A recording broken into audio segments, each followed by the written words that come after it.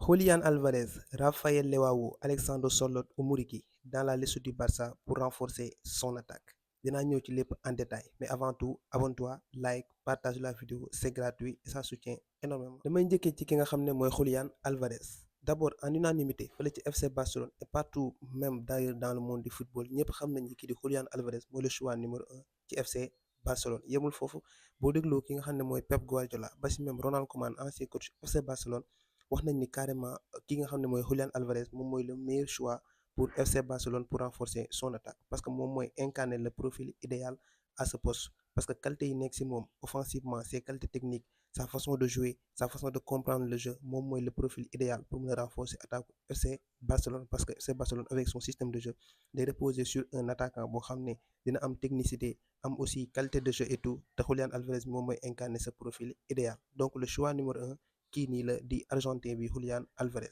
Bien vrai que ni Atlético Madrid du ko mës a yombal FC Barcelone mais il va falloir tout faire pour enrouler ce talent argentin parce que moom mooy le profil idéal vraiment mu ngi def une saison boo xam ne c'est vraiment beneen alternative bi nga xam ne FC Barcelone am na ko mooy pourquoi bi nga xamante ne Julián Álvarez bu échoué mooy ki nga xam ne mooy Alexandre Sørloth mu nekk attaquant bu ki nga xam ne mooy Atlético Madrid.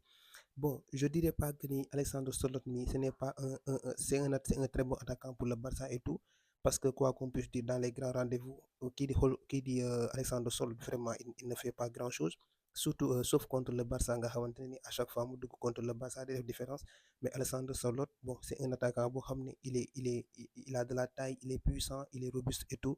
Il peut marquer des buts, il est bon avec ballon au pied et tout mais man je préfère pas kii di Alexandre Sørloth au FC Barcelone très sincèrement. Parce que y a certains matchs yoo xamante ne nii il peut pas te sauver en fait parce que boo misé wul si taayam di jéem a jouer ay centre et tout du la si mën a génne bien vrai que c'est un bon attaquant et tout mais c'est Barcelone je pense que nii c'est le profil idéal mooy ki nga xam ne mooy Julián Álvarez mais au cas échéant ñu ngi miser ci ki nga xam ne mooy Alexandre Sørloth pour jéem ko andi renforcer. waaw mais gars yi toujours FC Barcelone ki nga xamante ne mooy Rafael Leao moom dafa bëgg a jógee fële ci AC Milan bu saison bi jeexee. Donc agent bi nga xam ne mooy Jorge Mendes moom moo ko proposé ki nga xam ne mooy FC Barcelone. Rafael Leao nag ñëpp xam nañ ni dafa yàgg a bëgg jouer FC Barcelone c'est un attaquant boo xam ne nag bien vrai que c'est un attaquant de qualité un attaquant boo xam ne il est puissant rapide technique et tout mais le seul problème bi muy am mooy que parfois il n'est pas constant il n'est pas régulier tout au long de la saison et tout donc voilà mu ngi noonu mais xam nga Rafael Leao xam ne c'est un attaquant boo xamante ne nii vraiment c'est un profil boo xam ne équipe yëpp soxla nañ ko.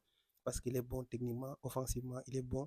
il est très rapide, puissant et tout. Vraiment, c'est un très bon joueur. FC Barcelone bu amee ku mel nii vraiment ci attaquant vraiment il va faire du bien à cette équipe du Barça parce que nga am ku mel ni Rafinha am Yamal am un Rafael Leao et autres ce sera vraiment un très très très grand recrue pour le Barça. Mais gars yi Muriqi dans la liste du Barça pour le mercato bii nii ah mais non c'est vraiment incroyable Muriqi mais dites-moi FC Barcelone lan lañ bëgg actuellement. Muriqi bien vrai que ne mu ngi def saison bu rëy ak ki nga xam ne mooy Mallorca nekk deuxième meilleur buteur en Liga am 21 buts avec Mallorca cette saison en Liga derrière Kylian Mbappé nga xam ne moo am 23 buts mais vraiment ce n'est pas une raison pour que FC Barcelone di ko boole ci listam bien vrai que ni bon Muriqi est un attaquant mu ngi briller en Liga et tout il prend de l'âge parce que il a plus de 35 ans 38 ans je pense donc ku mel ni kii vraiment nekkul moom le profil idéal bi FC Barcelone soxla actuellement s'il veut construire bien sûr un projet boo xam ne ce sera à long terme. Mais les gars encore une fois bien vrai que ni bon gis nañ fi le scénario avec ki nga xam ne mooy Luuk de Jong avec Joselu au Real Madrid mën na servir un joker dans des matchs compliqués mu dugg génne la si et tout mais vraiment ce n'est pas rassurant dem jënd ku mel ni Muriqi andi ko sa équipe pour construire une équipe à l'avenir mais les gars il faut plutôt se pencher. Bien vrai que gis nañ fi scénario ak ki nga xam ne mooy Luuk de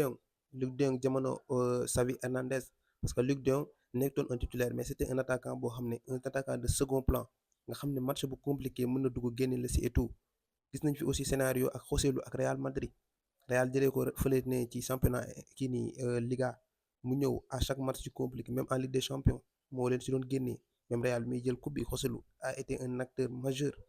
mais vraiment les gars il faut se dire la vérité mais Muriqi n'est pas le profil bi FC Barcelone soxla actuellement s'il veut bien construire un projet à l'avenir nañ waxante dëgg. Donc il est temps que FC Barcelone dem xool leneen mais Muriqi mi vraiment ce n'est pas le bon choix ah espérons que ça ne va pas se faire parce que vraiment FC Barcelone war na dem xooli keneen ku nekkul Muriqi vraiment.